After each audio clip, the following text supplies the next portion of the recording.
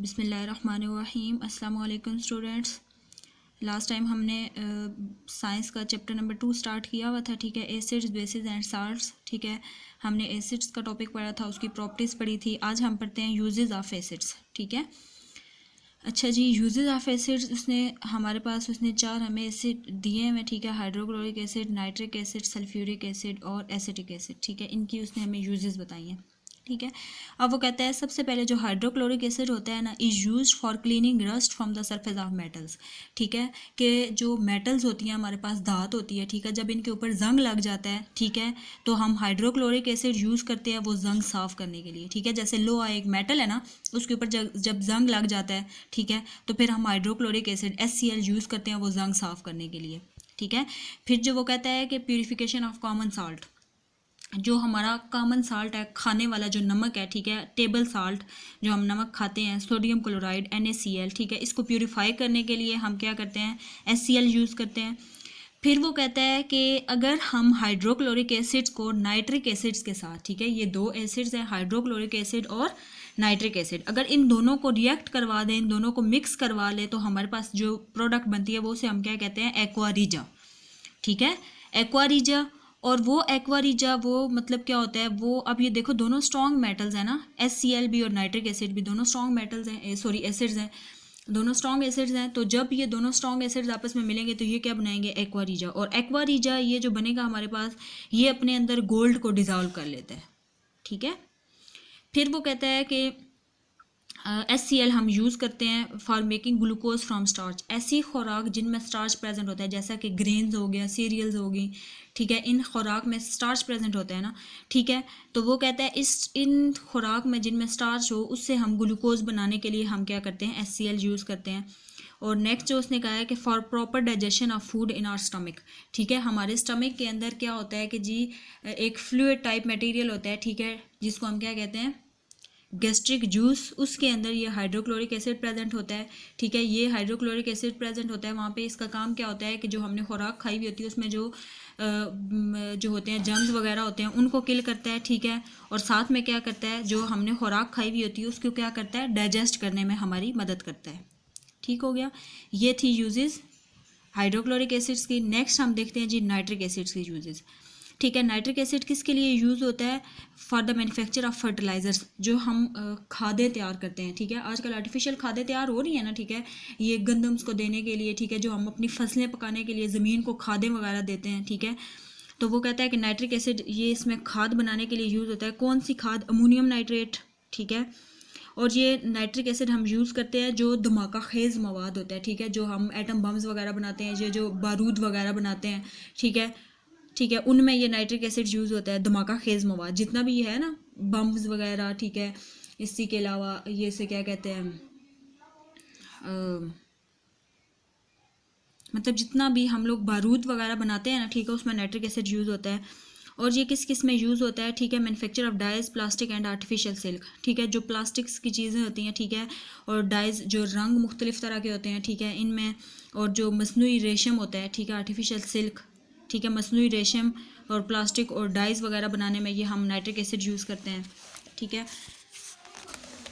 इसके अलावा हम क्या करते हैं, for etching designs on metal like copper, ठीक है, जो हमारे पास मेटल्स हैं कौन कौन सी, कॉपर, ब्रैस और ब्रॉन्ज। ब्रैस होता है पीतल, पीतल आप लोगों ने देखे हुए होंगे, ठीक है, पीतल की ज्वेलरी भी होती है और पीतल के बर्तन भी होते हैं, ठीक है, वो ऐसे गोल्डन कलर में होते हैं, ठीक है।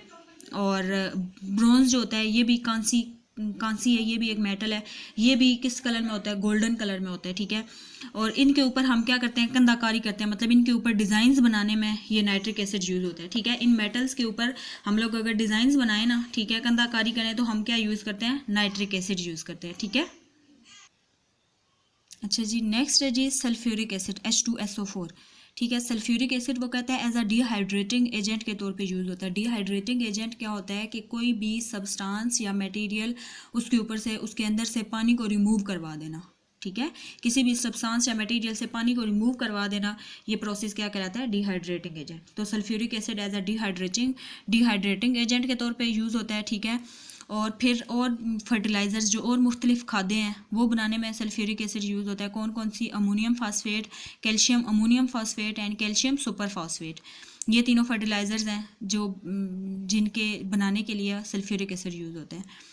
और किस किस के लिए यूज़ होता है, जो सेलुलाइड प्लास्टिक के लिए यूज़ होता है, ठीक है, आर्टिफिशियल सिल्क के लिए यूज़ होता है, पेंट्स, ये जो मुख्तलिफ़ तरह के पेंट्स हम लोग यूज़ करते हैं इनमें, ठीक है, ड्रग्स जो होती हैं, नशावर अद्वियात, ठीक है, और डिटर्जेंट्स क्या होती हैं, कोई भी ऐसा पाउडर जो हम कपड़े साफ़ करने के लिए यूज़ करते हैं, ठीक है, जैसा कि हम कौन से अभी हम लोग अपने घरों में जो मुख्तलिफ़ सर्फ एक्सेल्स वगैरह ये यूज़ करते हैं ना, ठीक है, सिर्फ़ और सिर्फ कपड़ा साफ़ करने के लिए जो चीज़ यूज़ की जाए ना उसे हम बोलते हैं डिटर्जेंट्स, ठीक है, तो वो हम घरों में यूज़ कर रहे होते हैं, ठीक है, ये सर्फ एक्सेल हो गया, ब्राइट हो गया, इसी तरह ये सारी जितने भी पाउडर्स वगैरह हैं, ठीक है, ये इनमें क्या यूज़ होता है, सल्फ्यूरिक एसिड यूज़ होता है, ठीक है। और फिर नेक्स्ट है जी, वो कहता है कि इन पेट्रोलियम रिफाइनिंग, ठीक है, पेट्रोलियम रिफाइनिंग का प्रोसेस क्या होता है, रिफाइनिंग का मतलब होता है पेयर करना, ठीक है, जहाँ पे मतलब पेट्रोल बनता है, ठीक है, उन मशीन्स में पेट्रोल को पेयर करने में, ठीक है, पेट्रोल को साफ़ करने में सल्फ्यूरिक एसिड यूज़ होता है, ठीक है। टेक्सटाइल कपड़े की जो फैक्ट्रियाँ होती हैं, कपड़े का कारोबार है, वहाँ पे पेपर बनाने में सल्फ्यूरिक एसिड यूज़ होता है। और लेदर इंडस्ट्री जो चमड़े की कारोबार है, ठीक है, चमड़े की जो इंडस्ट्री है वहाँ पे क्या यूज़ होता है, सल्फ्यूरिक एसिड यूज़ होता है। और नेक्स्ट है जी लेड स्टोरेज बैटरी, ठीक है, लेड स्टोरेज बैटरी होती है कोई भी एनर्जी स्टोरेज जो बैटरी होती है, ठीक है, कोई भी जो जिसमें एनर्जी स्टोर हुई होती है, जो लेड की बनी हुई हो, कौन सी मेटल की लेड की बनी हुई हो, यानी कि कोई भी एनर्जी स्टोरेज बैटरी, उसमें यह सल्फ्यूरिक एसिड यूज़ होता है, ठीक है। नेक्स्ट है जी फिर एसिटिक एसिड CH3COOH यानी कि सिरका, ठीक है, ये हम किसके लिए यूज़ करते हैं, in the preparation of pickles, जो अचार हम लोग बनाते हैं, ठीक है, अचार की उसको प्रिजर्व करने के लिए लंबे अरसे तक, ठीक है, अचार को बनाने के लिए हम लोग क्या यूज़ करते हैं, सिरका यूज़ करते हैं। और मैन्युफैक्चर ऑफ सिंथेटिक फाइबर कौन से होते हैं, वो वाले फाइबर्स जिनको ह्यूमंस बनाते हैं, ठीक है, केमिकल से, ठीक है, और इनको हम नेचुरल फाइबर्स भी कहते हैं, ठीक है, जैसा कि नेचुरल फाइबर्स इनको हम कहते हैं, ठीक है। और ये हम कहाँ से ऑब्टेन करते हैं, लिविंग ऑर्गेनिज्म से ऑब्टेन करते हैं। वो कौन कौन से हैं, तीन, कॉटन हो गया, सिल्क हो गया और वूल हो गया, ठीक है। ये तीन फाइबर क्या होता है, कपड़ा होता है ना, कॉटन, सिल्क और वूल, ठीक है, ये तीनों फाइबर बनाने के लिए क्या यूज़ होता है, एसिटिक एसिड यूज़ होता है, ठीक है। नेक्स्ट है जी फिर बेसिस और अल्कलीज, ठीक है, बेसिस क्या होते हैं, अभी नीचे मैंने उसने इसकी डेफिनेशन लिखी है, अभी ऊपर वो कह रहा है कि कोई भी ऐसा कंपाउंड जिसकी प्रॉपर्टीज एसिड से डिफरेंट हो उसको हम क्या कहेंगे, बेस कहेंगे, ठीक है। अब वो कहता है कि पहले बेस की डेफिनेशन देख लो, ठीक है, पहले तो उसने ये बात की कि जितने भी ऐसे कंपाउंड जिनकी एसिड से मुख्तलिफ प्रॉपर्टीज होंगी उनको हम बेस कहेंगे, ठीक है।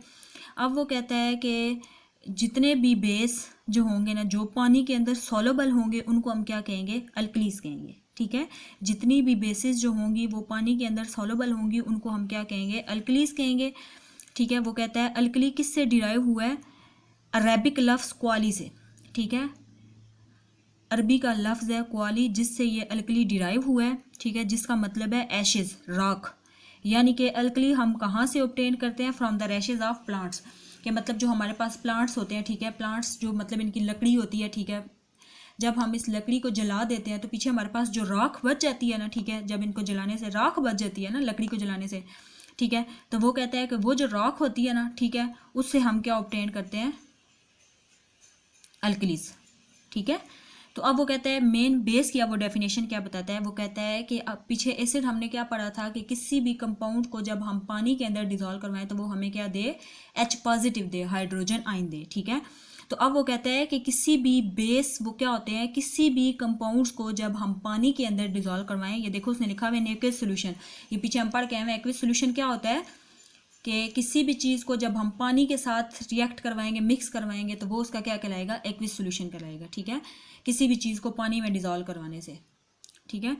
अब वो कहता है कि कोई भी हमारे पास कंपाउंड है, जब हम उसको क्या करें, पानी के अंदर डिजोल्व करवाएंगे तो वो हमें क्या दे, हाइड्रोक्साइड आयन दे, OH नेगेटिव आयन दे, तो तब वो क्या कहलाएगा, बेस कहलाएगा। समझ आ गई बात की कि बेसिस वो वाले कंपाउंड होते हैं जब हम किसी भी सब्सटेंस को, कंपाउंड को पानी के अंदर डिजोल्व करवाएं तो वो हमें क्या दे, OH नेगेटिव आयन दे, ठीक है। तो अब उसने बेस की एग्जांपल बताई है, sodium hydroxide, potassium hydroxide, calcium hydroxide, ये बेसिस की एग्जांपल है, ठीक है।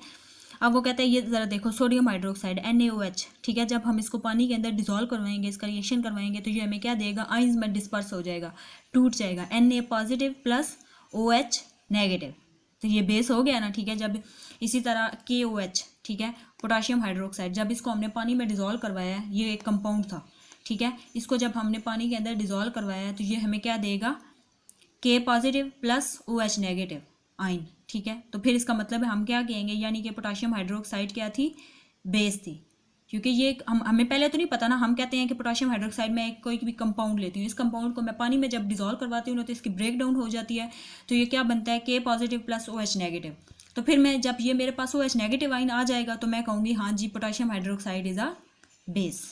समझ आ गई कि बेस क्या होता है, वो वाला कंपाउंड जिसको हम पानी के अंदर डिज़ोल्व करवाएं और वो हमें क्या दे, OH नेगेटिव आयन, ठीक है। और वो कहता है जब इन बेसिस को हम पानी के अंदर डिज़ोल्व करवाएंगे, वो वाली बेसिस जो पानी के अंदर सॉल्युबल हो, ठीक है, मुकम्मल तौर पे वो वाली बेसिस जो पानी के अंदर हल हो जाएं, ठीक है, वो क्या कहलाएंगी, अल्कलीस कहलाएंगी। ठीक हो गया।